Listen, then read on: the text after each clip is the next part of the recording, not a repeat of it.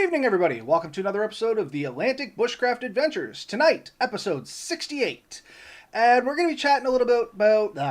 we're going to be chatting a little bit You about... do. yeah, I'm all tongue-tied. First line into the whole show, I'm screwed already. So that's just setting it up. But anyway, dealing with weather when you find yourself unexpectedly and unprepared, or unpreparedly caught in it. So perhaps you were out, you got held over for a day you weren't counting on. It's kind of sticking with the theme we had for the last few weeks. Maybe you got lost. There's a couple different reasons why you could end up being out under one assumption and it kind of going completely south on you. And I mean, it even happens sometimes when you plan it out because the weather changes. As you know, Ben, or we have joked about this before, meteorologists can predict the weather like what, 5 minutes into the future? At best in Yeah. Nova Scotia? So, and I mean, that's a little bit of an exaggeration, but it's really not that much of an exaggeration if you go out for a 3-day camp trip for whatever reason. You leave on a Friday night, you're going to come back on a Sunday night, and the weather has changed from when you made your plans, which would probably be like Thursday night, because you went to work on Friday morning, whatever, came home and you left, and now you're stuck into this. Maybe you didn't glance at the weather again, and it's all changed. Safe to say, this has happened before to you, I assume? I generally don't trust the weather forecast much past 24 hours, and anything inside of 24 hours I take with a grain of salt. But um, even though they can generally get trends, I find that they're really off. They could say it'll rain on Saturday today. I know that could be Friday or Monday. You know, like it could even be Sunday, but it's going to be one of these days. It may not be Saturday. It often moves around it a bit. And weather is hard to predict, and it's a constant factor that we have to deal with when we're in the woods. And we have some interesting. I notice a weather warning right now in effect. Not the worst one we've ever gotten, but high temperatures expected for the next 2 to 3 days. Which just coming off 2 frost warnings. I don't know about your area, but we had frost warnings not this morning, but the previous 2 mornings we had frost warnings. I don't think we did here, but yeah. So that's a good point. Like we're going to literally be traveling in a few days from temperatures that were basically zero or sub-zero to temperatures that are plus 30 within 48 hours. And I've often seen that kind of swing in the past. You see it in the winter a lot. You see days that are like plus 10 to minus 20. So you 30-degree swing in a matter of a couple of days. And that can make a huge difference in how you can survive and live in the woods. Plus 30 degrees in the woods is a whole different ball game than minus, well, to say zero. And it's a vastly different in minus 30. Like at plus 30, your biggest risk is sunstroke, hyperthermia. Is it Hyperthermia, hypothermia. Sorry, which one did you say? hyperthermia? I think is Hyperthermia, you get too hot. It's real easy to do. yeah. So, and dehydration is the other one. And we talk about it all the time. They say you can go 2 days without water, 2 weeks without food. Yeah, and depending on your physical stats, like me, I could probably go more than 2 weeks without food. Still not going to go any more than 2 days without water. No. And in fact, that 2 days without water is 2 days without dying, essentially. Now, the food one is a bit different. Well, I know there was times I could have went weeks without food. I would have been, not healthy, but I probably would not have died. Even now, I have enough extra weight that I can go a ways.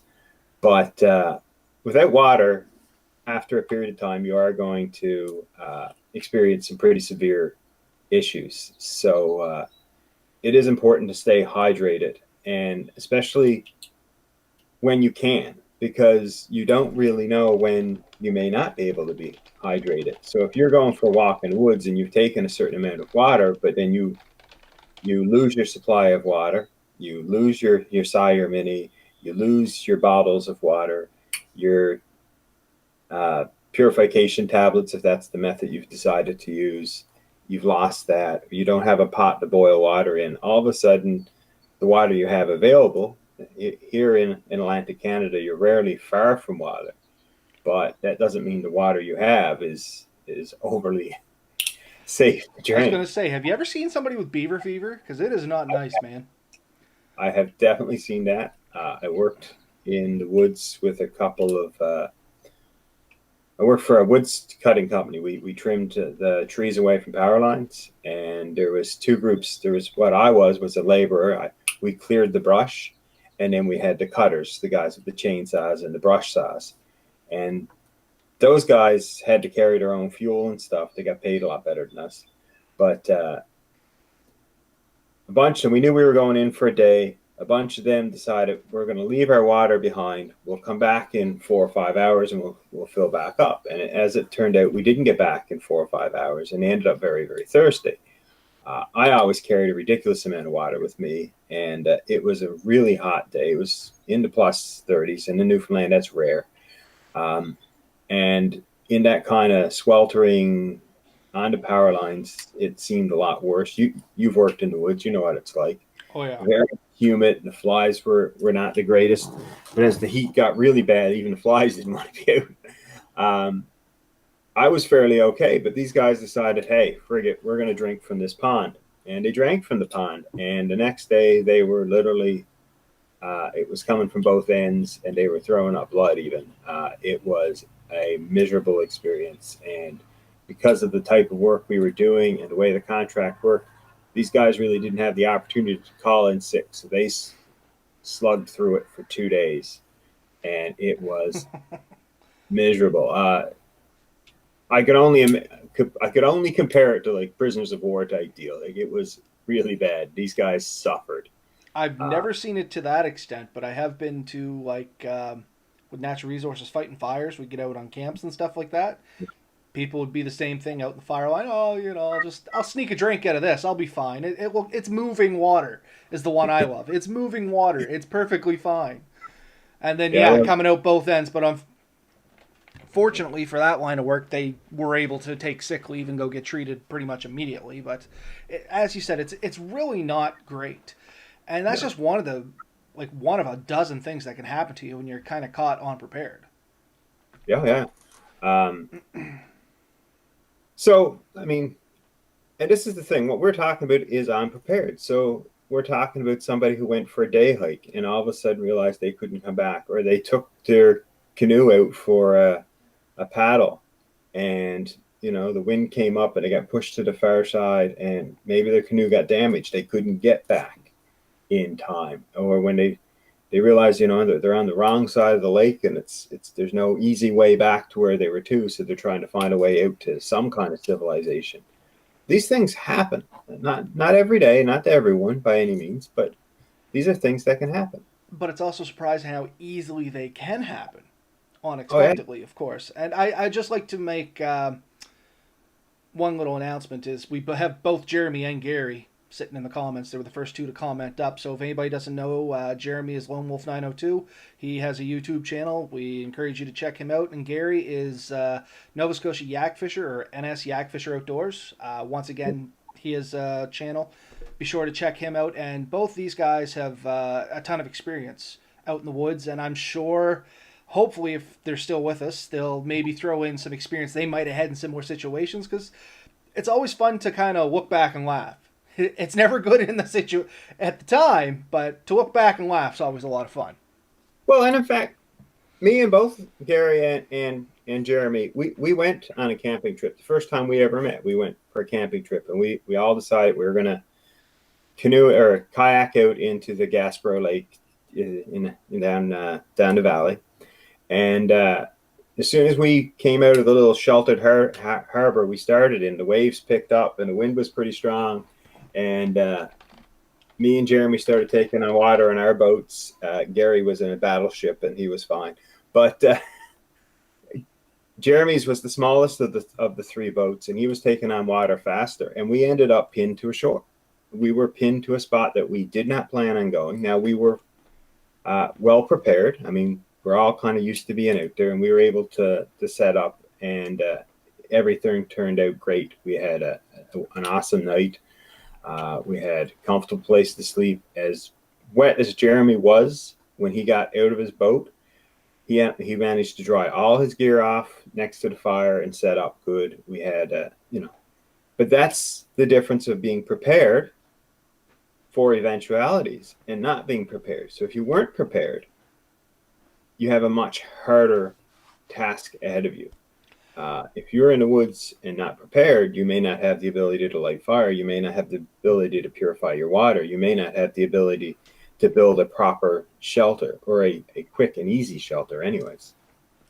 No, I completely agree. And just an example of being prepared and something going unexpected, the first camping trip you and I went with, we were expecting much warmer weather than we actually ended up staying in. And that was simply due to topography and location. The topography was we were down in a dip and it was at the bottom of a waterfall. We did not account for how the mist off the water was going to cool everything. We were expecting like 7-degree weather, and we're pretty convinced it got down to probably like 2 degrees or less. I know the second night was cold, man. But yeah, it can be that easy. Like, you can plan your trip, everything goes right. Weather was exactly what it said. It was sunny. Yeah. But at night got way colder than we expected. And I mean, we kind of at got night, caught. dipped enough that I know both of us in our respective hammocks were shivering. And we both complained about it. And that's all we really could do. We didn't have a lot of other options. We had the fire out there. We did go sit at the fire for quite a while into the night. Yeah, we stayed up quite late the second night. And as tired as you get, you eventually decide how I got to go in. And we did try a few different ways of setting up our gear, putting blankets in the inside versus outside and outside versus inside, just switching it up. But in the end, no matter what we did, our gear was still basically inadequate for the conditions we were in. But still survivable. Like, we weren't. Very much so. And we were still very much more prepared than we could have been. You know what I mean? Like, it wasn't the worst situation. It was just an uncomfortable situation. Yeah. So while we were there, though, there was evidence of another bushcrafter having been there, and they had set up a little tiny, like, debris type shelter in one corner.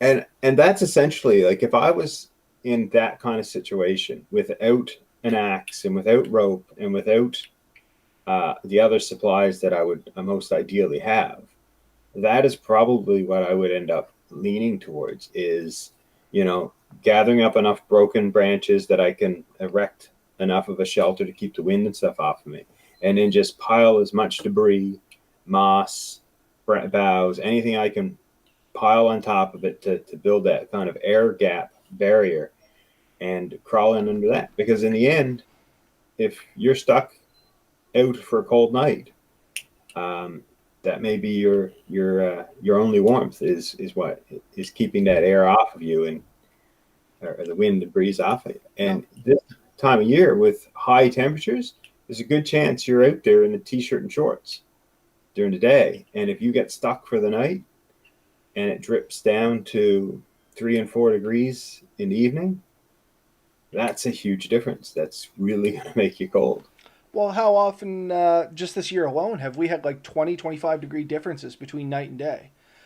In the spring, it was like -7, 8 at night, and I think it was like 18, 20 degrees during the day in May. There was a couple times there, and we actually talked about it a little bit before some of our shows then. Like, could you imagine going out and expecting the 18, 20 degrees during the day and not realize it's going to get like -10 at night?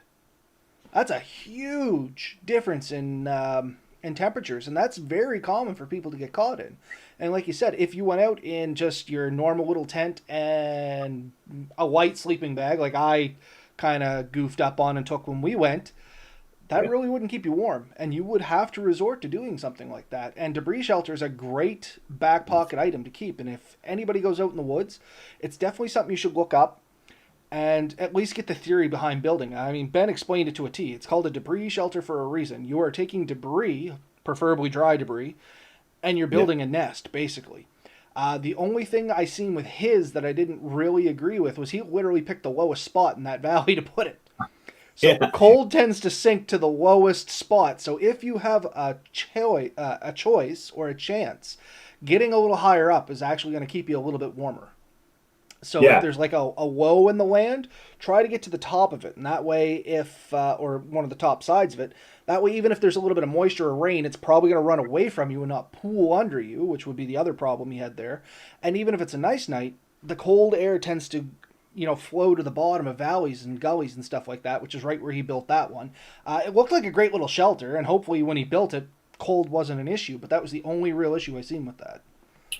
And in that particular location, say that there had been a rainstorm that night, he was in a serious risk of potentially flooding at that location because the river wouldn't have had to go up too many inches before that would have been wet. 6 inches, maybe. I mean, we Yeah. put our hammocks fairly high up just in the instance something happened we weren't expecting for. Like, I don't know, but I think we both talked about it at the same time. We went up a little higher than we normally would have, or at least I did, by a couple inches. Just that safety net. You know what I mean? Yeah. So, yeah.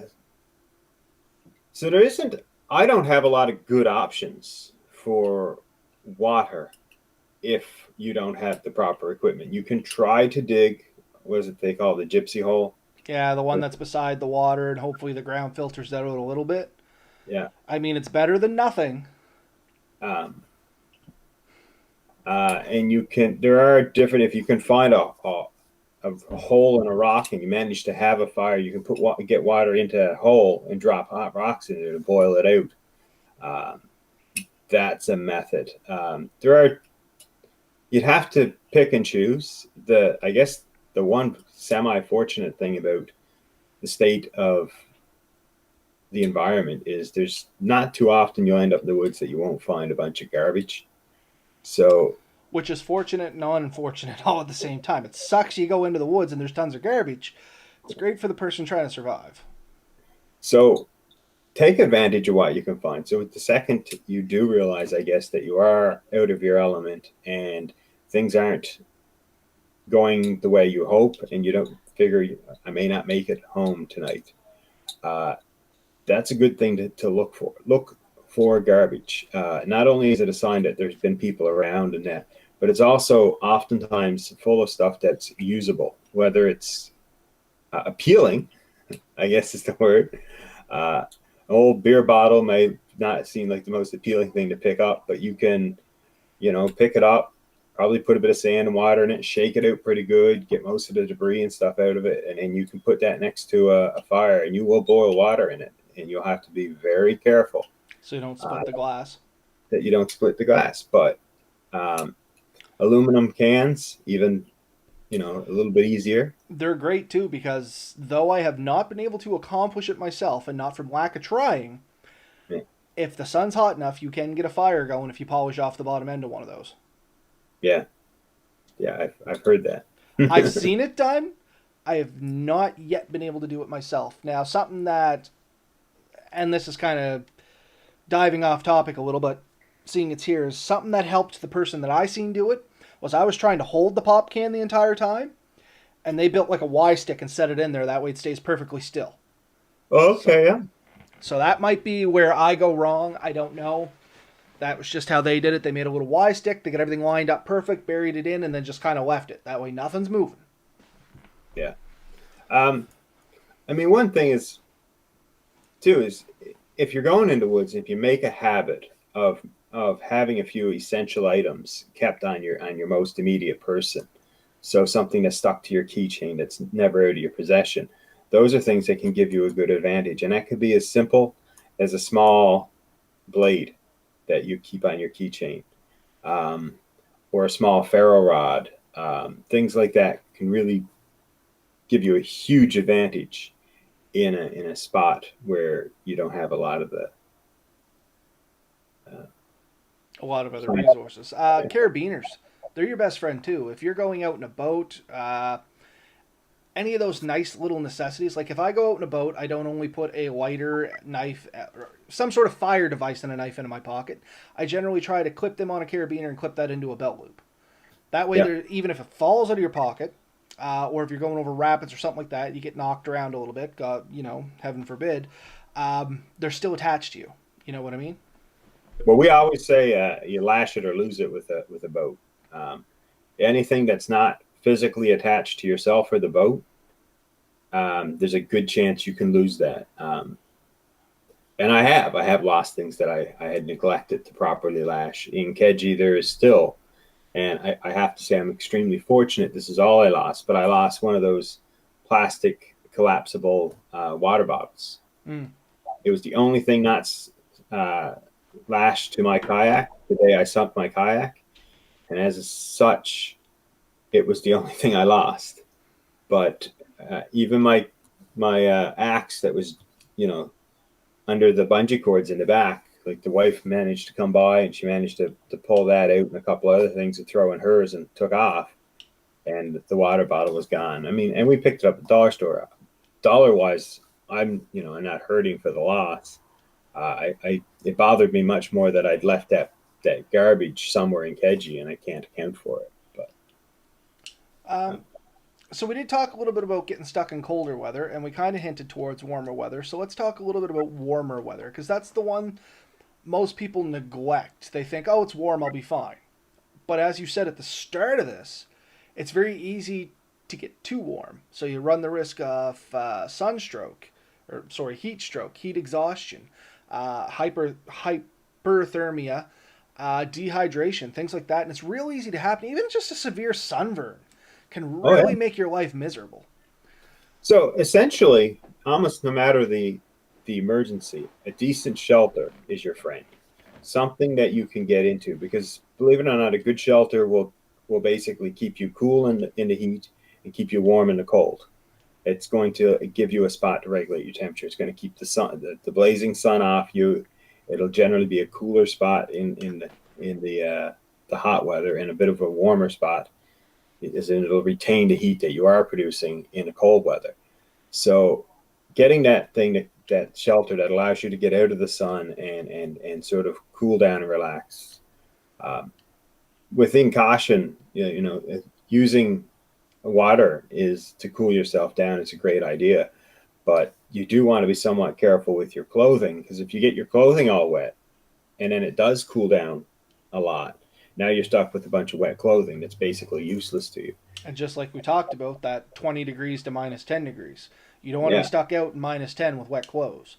Yeah. So a good thing for that is layering. And it's something that I was okay with before, and I've really gotten big on now. Like these little undershirts. I always wear one of them now, because you can always take a shirt off Yeah. and get cooler as long as you're out of the sun, or put it back on. And I mean, the undershirt itself can double as 100 different things if you needed it to. I mean, it can be a basic water filter to filter out big sediments, or a bandana. Bandana's a perfectly good thing, keeping your head covered too. But I mean, even in a pinch, it's toilet paper. I mean, laugh if you want, but it's better than using a rock. You know what I mean? So. Oh yeah. I thought I had. Oh no, I must have washed it. But yeah, so dressing in layers is a big thing, not only for the cold but for the heat.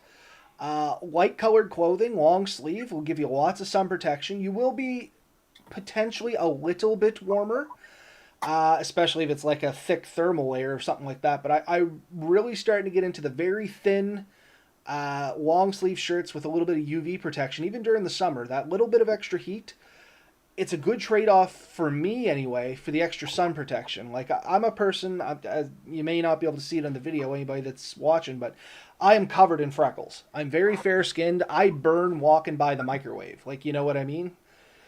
A sunburn is just a part of my life. So I've learned, like, literally learned how to cover up as much as I can to prevent sunburns, because it's just uncomfortable. I mean, a minor sunburn for most people, it's an inconvenience. For me, a minor sunburn is like 3-4 days long. A bad sunburn, I may have it for weeks. And if you are stuck out there with a bad sunburn, I mean, it's going to increase the dehydration issues. It's going to increase your discomfort and your ability to properly think and plan and make your next steps, because you are going to be miserable.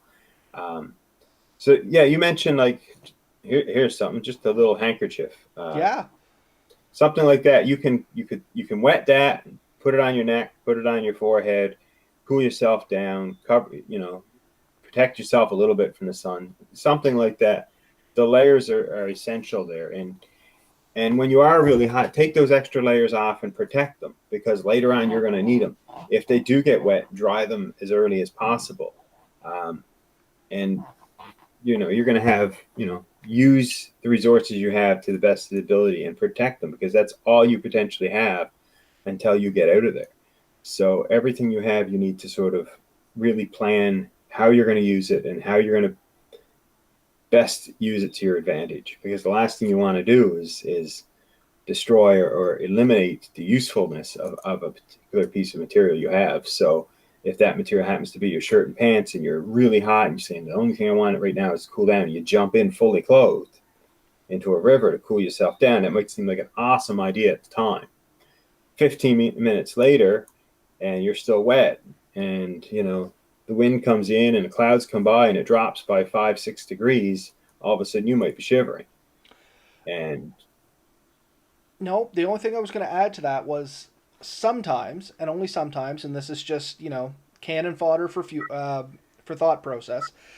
There's four main spots in your body that's really easy to cool your entire body, and that's where the blood vessels and stuff in your body come closest to the surface of the skin. So as Ben mentioned, around your neck. So if you get a handkerchief cold, wet, and put it around your neck, that's going to effectively cool your body pretty good, keeping you relatively dry. The inside of your arms, that's another good one. Like literally this thin skin that you see, like right from your wrist all the way up to your armpit. On the inside, generally that's a little thinner skin. The blood vessels collect there. That's where most of your natural arteries and veins run.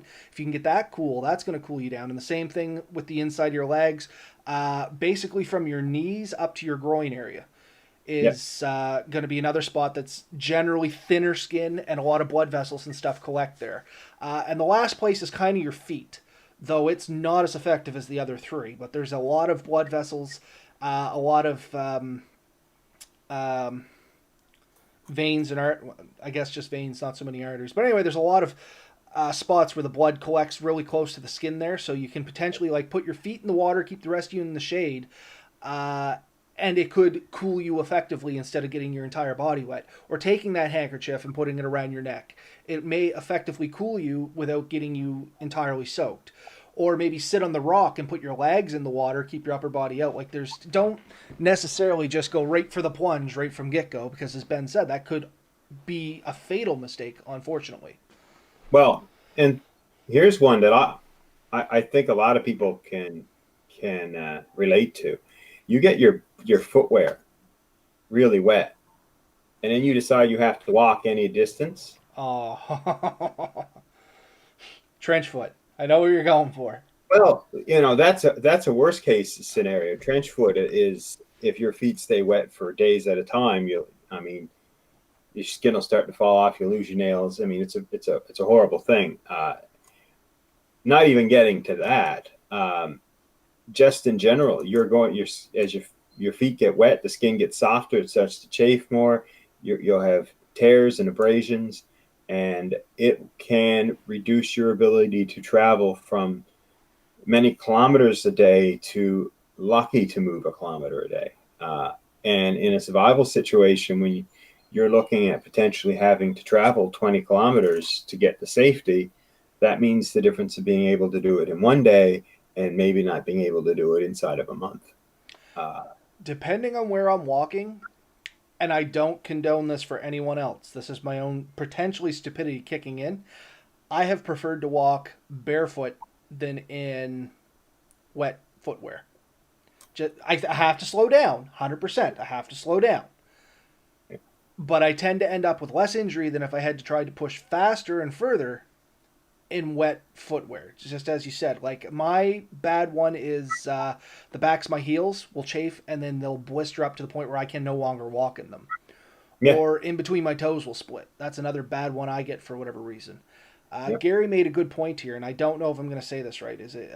I always call it a smog, but what is the big bandana called, Ben? You probably actually know the real name for it.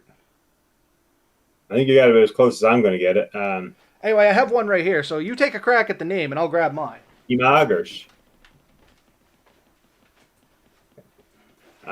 But yeah, like you said, it's basically a giant bandana, probably what, about 3 feet by 3 feet. Did you make an attempt? Did I miss it?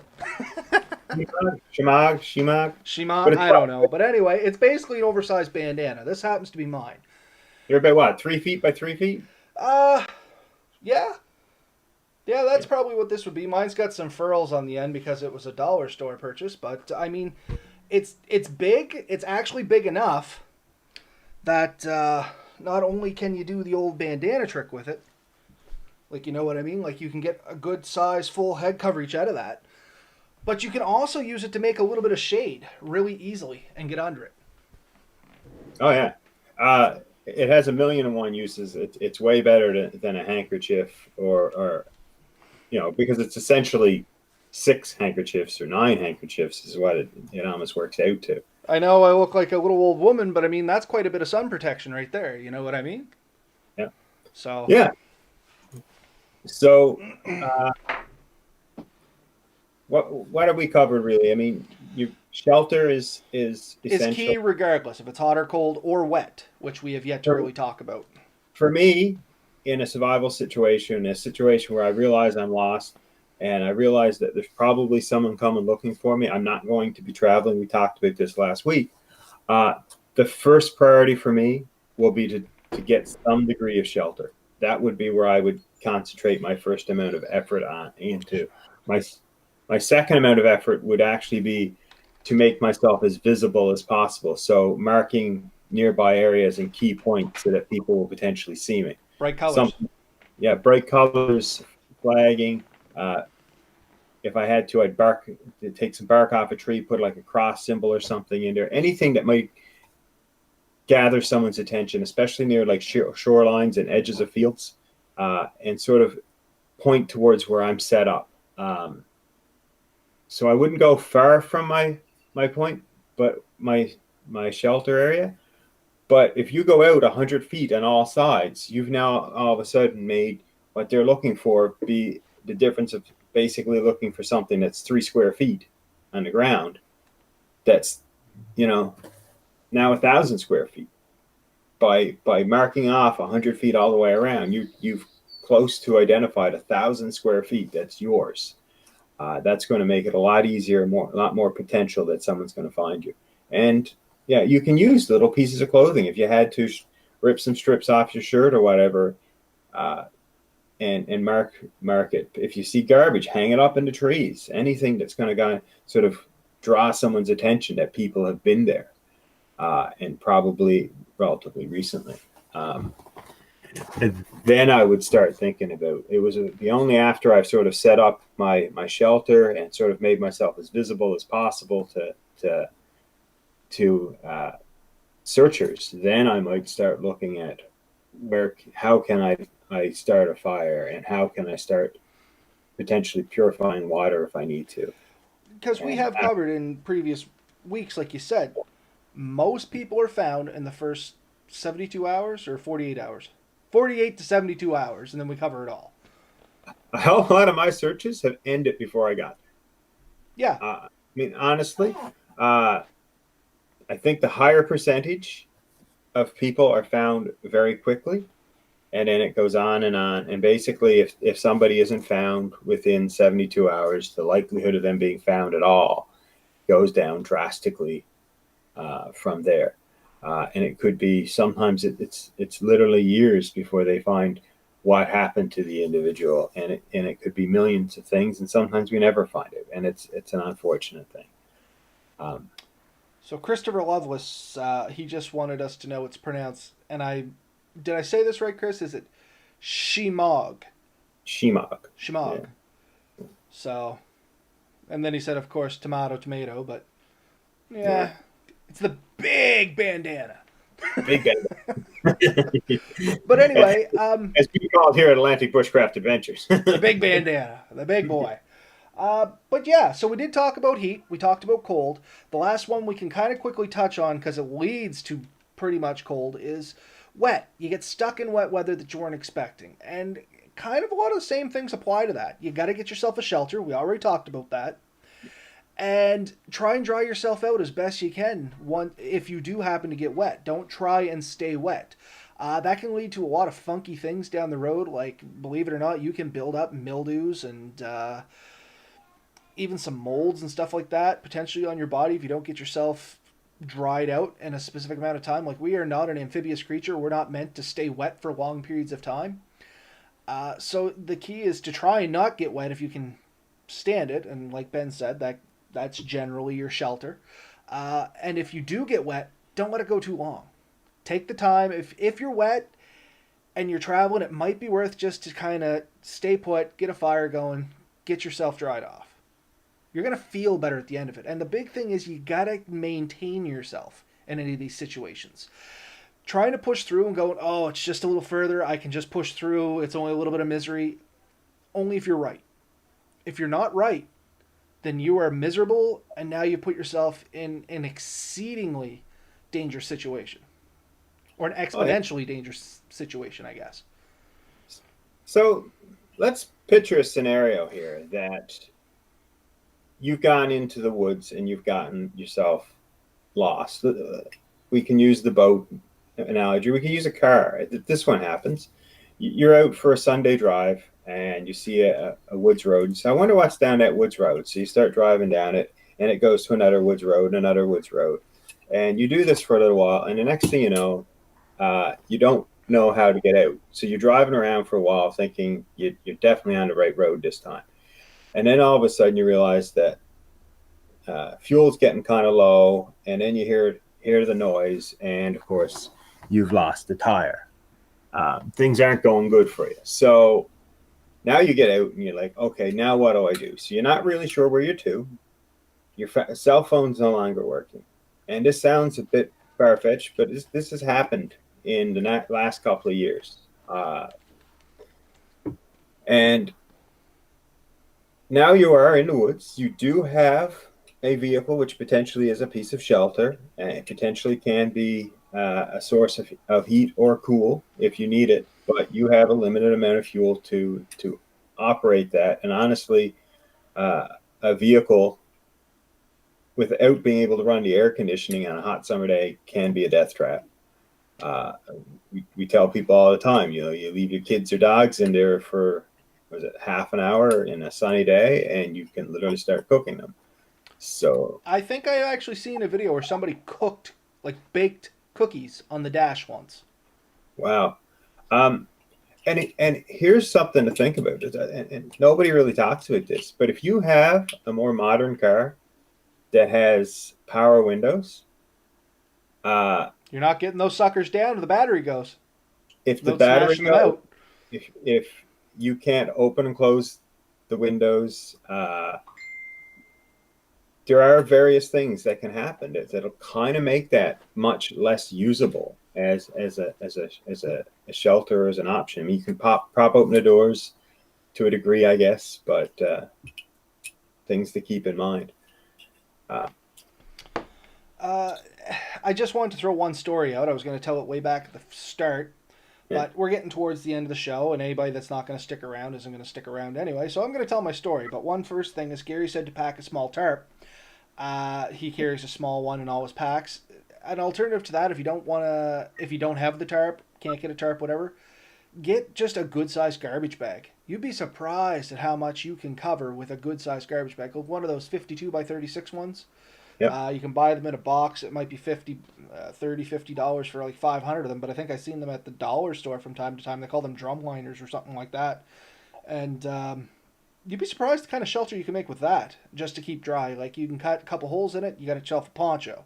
You can split it down the sides. You got yourself a basic tent or a cover. Like, a good garbage bag goes a long way. And if you can, get the orange ones, and now you have a signaling, like something that stands out in the woods a little bit even better. We used to give those out with our Hug-a-Tree program, and it's a big, and it was like a little extra thick plastic bag, so it was sturdy. I think now we give out the survival blankets. Those act as awesome little tarps, and they're 100% waterproof. Water sheds off them, and you can get them at the dollar store for $4. And what you can do is, even with a debris shelter, put that down and then put your debris on it. So even if water gets through, it hits that waterproof surface and goes out, and your heat goes up, reflects down onto you. It increases the efficiency of that. On the flip side, put it on top, and it'll radiate the sun back and keep it cooler inside. So Just don't stare into it. You can't go blind.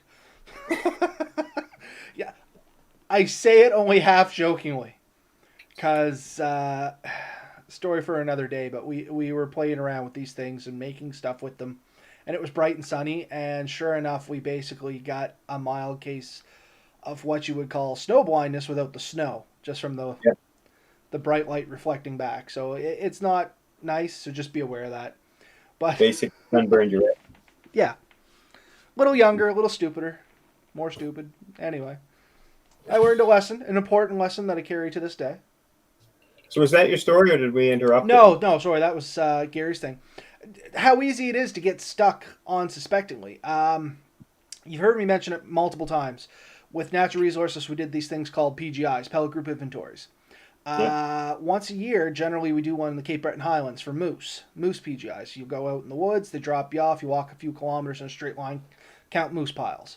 It's a basic statistic to help, I guess it's lands and forestry now, calculate how many moose are in the area. A rough idea, you know what I mean? Do they need volunteers for this job? No, you actually have to be working for them. I've offered to go back and do this since I've transferred jobs, and unfortunately it's a no-go, especially seeing I knew the area. But anyway, I got flown in, dropped off, did my thing. I had to walk, I think it was 4 kilometers out, and then I was supposed to be picked up. Problem was, fog rolled in. Couldn't get picked up that day. They knew where I was. I knew where I was. Yeah. But I wasn't getting out that night. They were just like, yeah, we can't come get you. We can't safely get a helicopter in to pick you up. Now, your options are, I think it was 50 kilometers, and this direction is, potentially you'll hit some people, or you can wait it out, and we'll see when the fog dissipates. So now, of course, I waited it out. My fat butt ain't walking no 50 kilometers, I can tell you that much. But I had prepared a little bit. Like, they always tell you, expect to, hey, Troy, how's it going? They always tell you, pack a little extra in case something happens.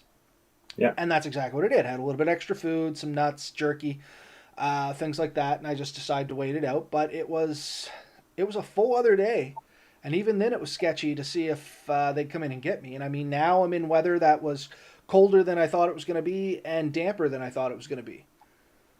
So I mean, that's how easy it can happen. Even that was just working, like I was planning to be back that night, and it just didn't happen.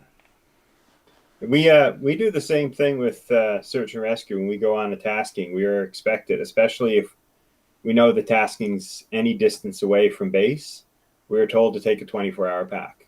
And a lot of us are prepared for a little bit more than that, 24 to 48-hour pack.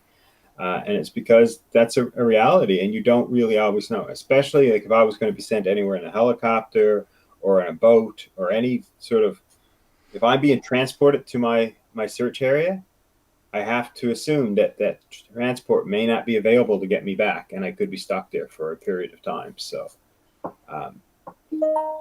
those are good points. But there are a million ways you can end up lost, and everyone thinks, oh, it won't happen to me. I know what I'm doing. But very experienced guys have been in situations that they thought never would happen to them. And I think it's the experience that leads you to believe that it can happen to anyone. Yeah. But yeah, you end up in those situations. You do need to be able to relatively quickly make a plan and implement it. And a big part of that plan really should be to consider staying still until someone comes to get you. And at some point, though, you will have to make that decision that someone maybe isn't coming to get you. If you're there for a couple of days and you've seen no sign of help, no helicopters, no planes, no vehicles driving up and down the roads, then maybe nobody did notice you gone, or maybe they think you're somewhere totally different. Maybe refer to a couple shows ago when we said pre-planning for these trips. Maybe your wife doesn't love you as much as you thought she did. I never heard of him. Said he was going for beer. I don't know. He left for cigarettes 3 days ago. He didn't come back. I wasn't too upset. He doesn't smoke. I thought it was weird. But no, all joking aside, it's real easy to happen. And it can happen to the best of people for reasons completely out of your hands. Yeah. And as Ben said, number one thing is chances are somebody's coming for you. So try to make yourself noticeable and try to keep yourself as comfortable as possible while you're in that situation. And I mean, that's kind of what we've been saying the last few episodes in this Lost in the Woods series, I guess. But the big thing is make sure somebody knows where you're going. Once you realize that you're not really where you thought you should be or that you're potentially lost, don't push yourself to exhaustion. Take the time to actually evaluate the situation and figure out how you're going to make it better for yourself. And then stay put and get yourself noticeable. Some signaling devices out.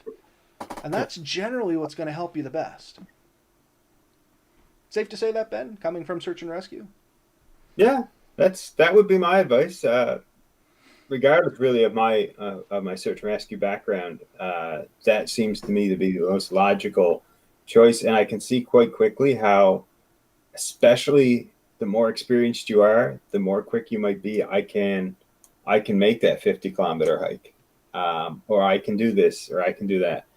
But from my own personal experience, about 20 kilometers a day in the woods, that's a good huff. A pretty aggressive day. If you're running any amount of gear, it's probably all you're going to do. If you're running really light, you can possibly do that and a bit more. But and that's knowing yourself. I mean, my stride is less than yours, Ben. For me, 15 to 20 kilometers is about my limit, even if I'm running light. At that point, I'm getting tired and I'm going to start making mistakes.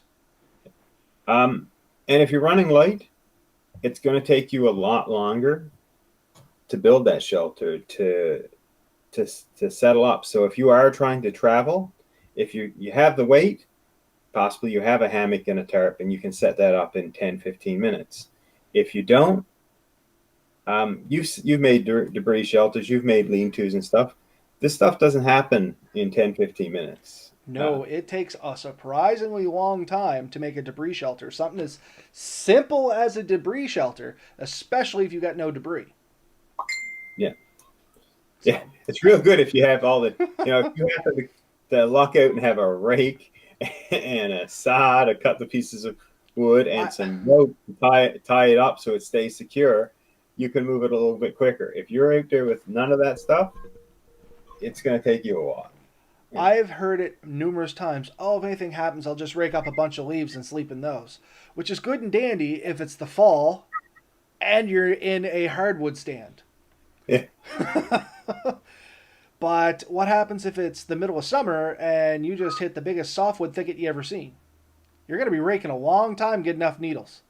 Well, then you can at least break a few boughs off. But what happens if it's the middle of the summer and you're in a hardwood forest? Yeah. Like, there's things just to think about. Everything takes time and it takes energy. And that's the big thing to remember is basically the whole key to survival is calculating out how to get the most out of the least amount of energy spent. Yeah. Yeah. Making every move you make count and making sure that it's giving you the best chance of being found and surviving. And a lot of that has to do with, is it really worth walking 20 kilometers when you're not sure it's getting you out, where you could stay still and build a shelter for a lot less energy, and quite likely someone will come help you shortly. The general trade-off is, stay and make yourself comfortable.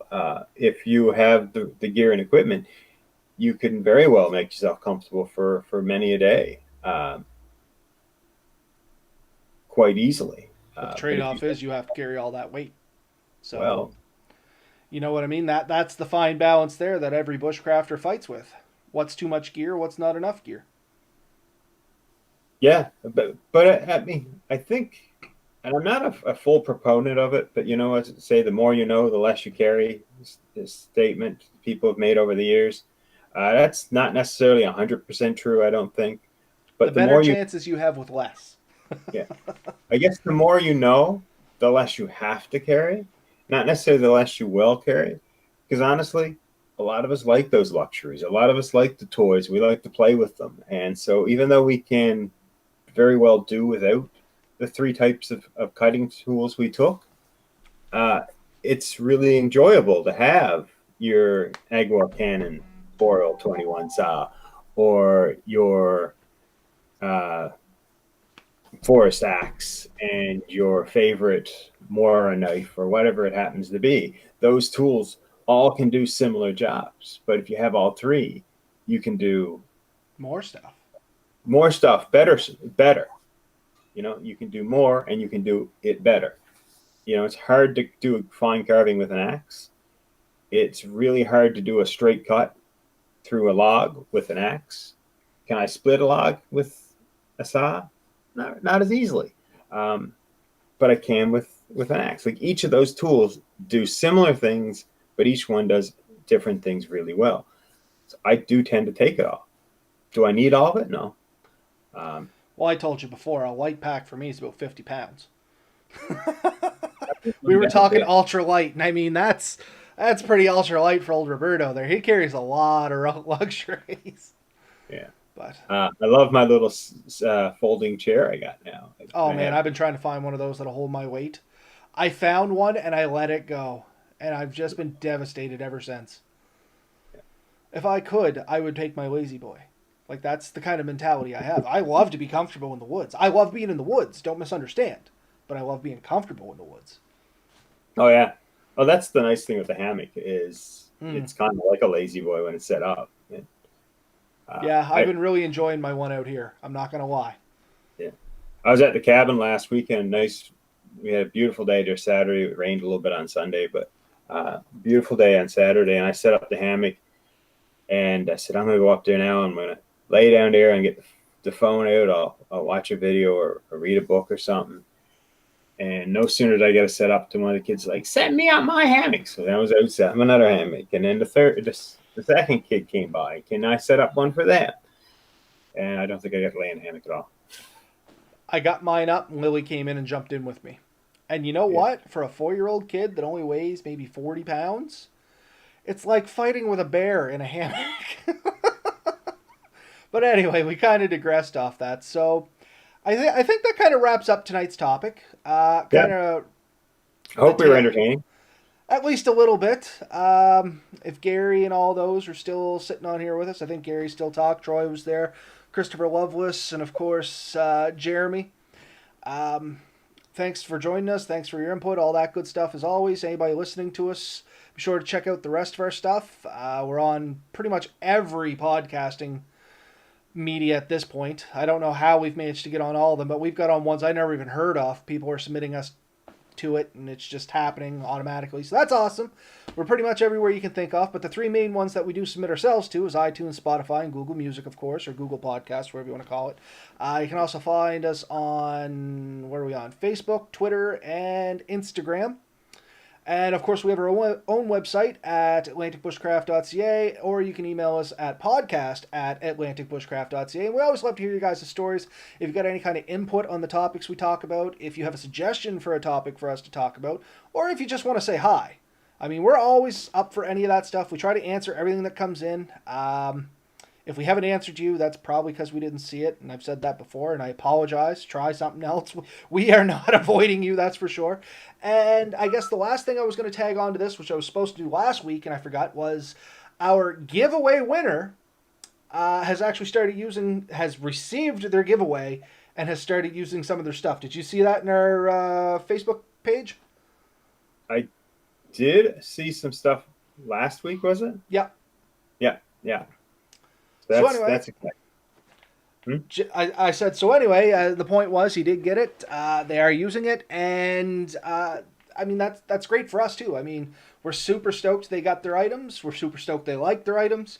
And we learned a little bit about shipping some stuff internationally. You know what I mean? Like, we had some questions about the wood products and the blade length going into the particular country this went into, and we got it all figured out. So it was a learning adventure for us, and hopefully before too much longer, we'll have some sort of other giveaway for all you guys that are still sticking with us this long. Because, I mean, 68 episodes, man. That's getting epic at this point, in my eyes. I think we need to figure out how we can ship me and you to one of these countries. They don't make a box big enough for me. I know they don't. Shipping containers. Shipping container, wrap me in saran wrap. And I mean, if you can mail a potato by putting a stamp on it, surely you can mail me by putting how many ever stamps you need on it, I guess. It's going to be cheaper than flying coach. I'll tell you what, we could throw this out. Anyone who wants us to visit their country, just send us a couple of tickets. We will come and camp with you for a week. For sure.